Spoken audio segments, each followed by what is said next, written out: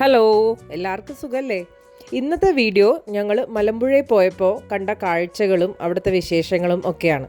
പാലക്കാട് ടൗണിൽ നിന്നും ഏകദേശം 10-14 കിലോമീറ്റർ ദൂരെയാണ് മലമ്പുഴ. ഡാമിൽ കയറാതെ അടുത്തുള്ള സ്നേക്ക് പാർക്കിലേക്കാണ് ഞങ്ങൾ ആദ്യം പോയത്.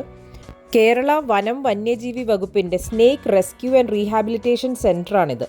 കുട്ടികൾക്ക് 15 രൂപയും മുതിർന്നവർക്ക് 25 രൂപയാണ് ഇവിടുത്തെ ടിക്കറ്റ് ചാർജ്.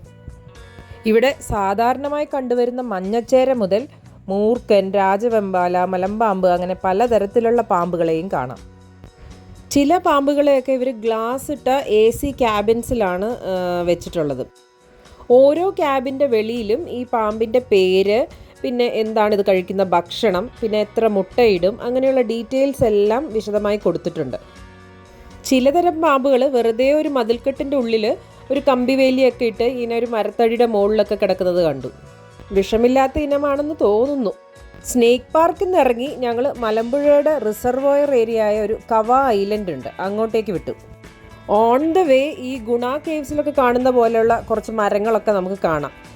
ഒടിയൻ, കന്മദം, പിന്നെ പടയോട്ടം, മൃഗയ, അങ്ങനെ പല പല സിനിമകളും ഷൂട്ട് ചെയ്ത ലൊക്കേഷനാണ് നമ്മുടെ കവ ഐലൻഡ്. അപ്പം ഞങ്ങൾ സൺസെറ്റിൻ്റെ ഒക്കെ കുറച്ച് ഫോട്ടോസൊക്കെ എടുത്തുകൊണ്ട് നിന്ന സമയത്ത് അപ്രതീക്ഷിതമായിട്ട് ഒരു സംഭവം കണ്ടു.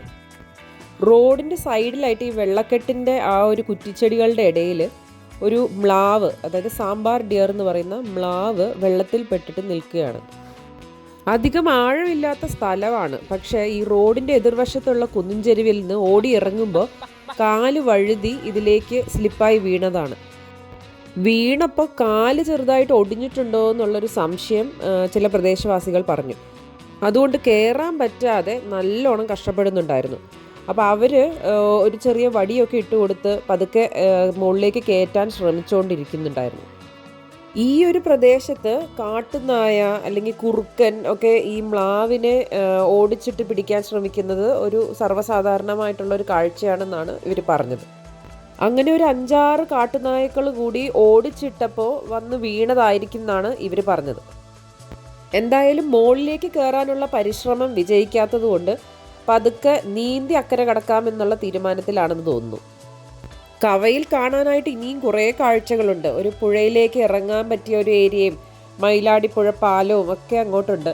പക്ഷെ ഞങ്ങൾ നേരം വൈകിയത് കാരണം തിരിച്ച് മലമ്പുഴ ഡാമിലേക്ക് എത്തി. ഡാമിലേക്കുള്ള എൻട്രി ടിക്കറ്റ് ഒരാൾക്ക് 30 രൂപയാണ്.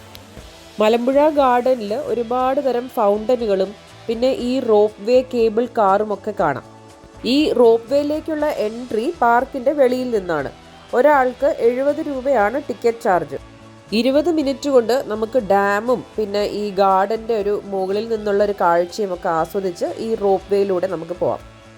ഈ കഴിഞ്ഞ മഴക്കാലത്താണ് ഞങ്ങൾ പോയത്, അതുകൊണ്ട് ഡാമിൻ്റെ ഷട്ടർ തുറന്നിരിക്കുന്ന ഒരു സമയമായിരുന്നു. ഡാമിൻ്റെ ഒരു സൈഡിലായിട്ട് കാനായി കുഞ്ഞിരാമൻ ഉണ്ടാക്കിയ ഫേമസ് ആയിട്ടുള്ള മലമ്പുഴ യക്ഷിയെ കാണാം.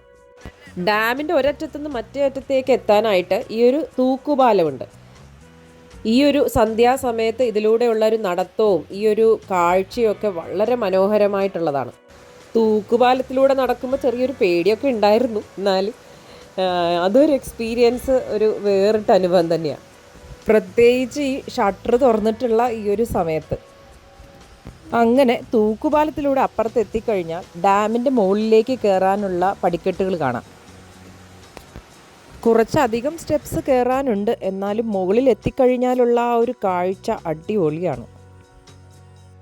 കേരളത്തിലെ തന്നെ ഏറ്റവും നീളം കൂടിയ ഒരു ഡാം കൂടിയാണ് മലമ്പുഴ ഡാം. പശ്ചിമഘട്ടത്തിലെ സഹ്യപർവ്വത നിരകളാണ് ഈ കാണുന്ന മലകളെല്ലാം. ഇവിടെയുള്ള റിസർവോയറുകളിൽ വെച്ച് ഏറ്റവും വലുത് തന്നെയാണ് മലമ്പുഴ ഡാം. നേരം ഇരുട്ടി തുടങ്ങിയപ്പോഴേക്കും ഗാർഡനിലെല്ലാം ലൈറ്റൊക്കെ ഇട്ട് നല്ല സെറ്റപ്പിലാണിപ്പോൾ.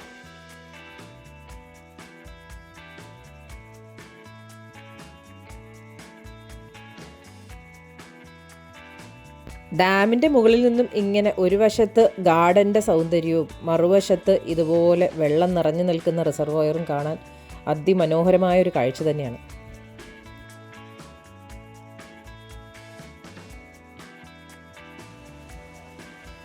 ഇത് ഷട്ടറിൻ്റെ നേരെ മുകൾ വശത്ത് എത്തിക്കഴിഞ്ഞാലുള്ള ഒരു വ്യൂ ആണ്. ഇവിടുന്ന് നേരെ താഴോട്ട് നോക്കുമ്പോൾ ആ ഷട്ടർ തുറന്ന് വെള്ളം കുതിച്ച് താഴോട്ട് വീഴുന്ന ആ ഒരു ദൃശ്യമാണ് കാണുന്നത്.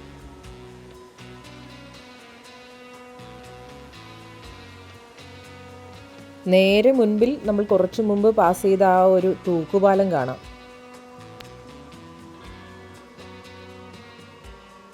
കുറേ നേരം ഞങ്ങൾ ഈ സുന്ദരമായ കാഴ്ചകളെല്ലാം കണ്ട് അങ്ങനെ നിന്നു.